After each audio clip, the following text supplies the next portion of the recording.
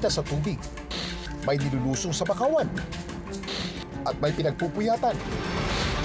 Kakain tayo this morning ng mga pagkain mas masarap dahil pinaghihirapan. Alamin natin ang mga pagkaing extra challenge kunin pero may sweet ending naman kapag kinain.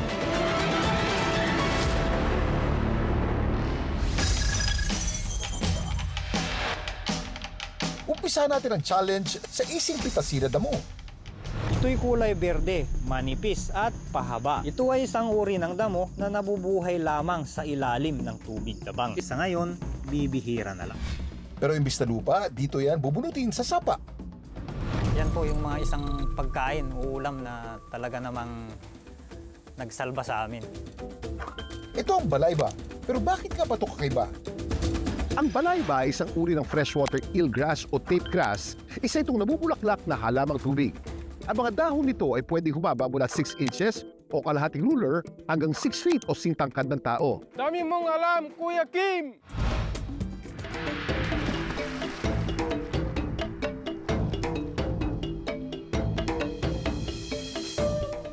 Pagka ganong kalalim, binubunot po namin.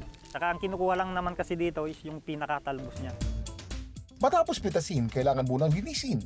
Para kahit papaano naman, malinis pag linuto natin.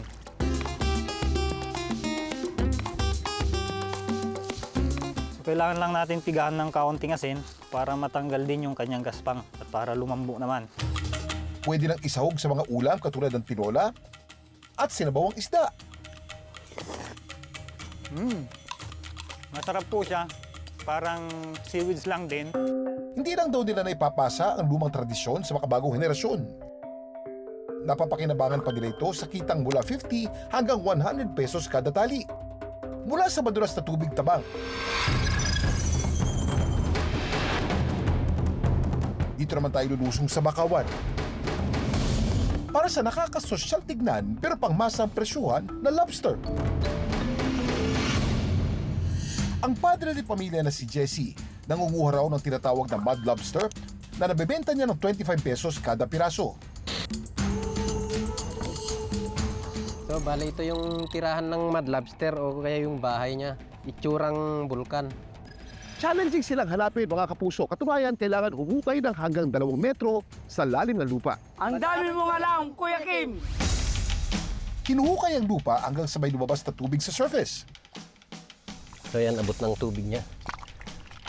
Hudyat na raw ito para ilagay ang trap na kung tawagin ay kapang. Yan, pag nasagi yan ng mud lobster, kusang maglalakyan dyan. So yan, ilalagay na natin. So ngayon, binalikan na natin yung mud lobster trap after 30 minutes. So yan, natanggal na yung lock. So yan, may nahuli na oh. So.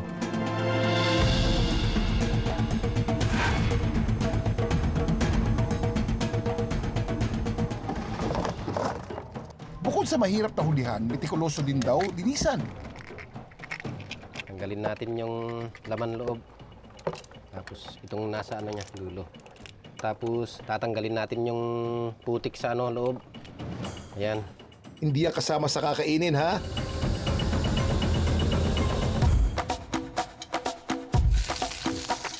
Paborito daw itong iluto ni Jessie sa gata at butter.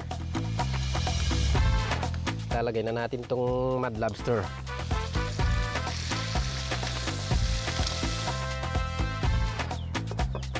Makalipas ng 3 minuto, luto na ang 2 putahe. O ha? Hindi man daw kadalian ang pagkuha at kalakihan ng kita?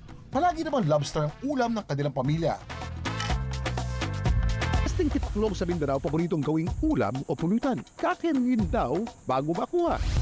Ibang hirap naman daw ang nabibigay nitong pagkaing apan, na para mahuli, kailangan mo pang pagpuyatan.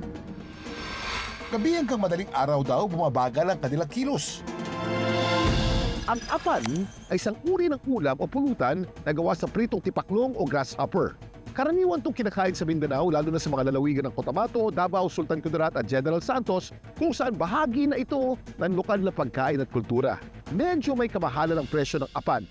Katumbas lang naman ng 1 kilong bigas. E papaano ba naman, may kahirapan itong hulihin. Ang dami mong alam, Kuya Kim. Gamit ang ilaw na pang-attract sa apan, mas dumadami ang huli ng mga lokal. Ganito yung pagkuha niya, no? Kasi tumatalon. Kaya lalagyan natin sa lalagyan. Maliit na pan. Ang nagpapahirap daw sa kanila sa paghuli ang kabilugan ng buwan. So, ang mangyari pag may buwan, lumilipad yung iba. Pero kapag nahuli naman daw, tiba-tiba na. Tulad ng tindahang ito ng pamilya ni Mariel sa South Cotabato, mahigit 2 dekada nang nagbebenta ng apan. Yung mama ko po yung nagsimula ng negosyong ito. Tapos sa ngayon is kami na po yung nagpatuloy ng mga anak niya.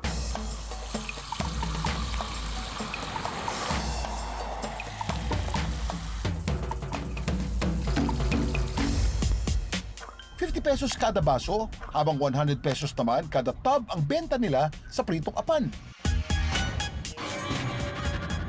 Crispy tipaklong, anyone? Namis na alat-alat pero masarap naman siya.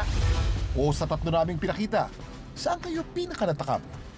Patunay ang mga pagkain yan na mas masarap matikman ang mga bagay na pinaghihirapan.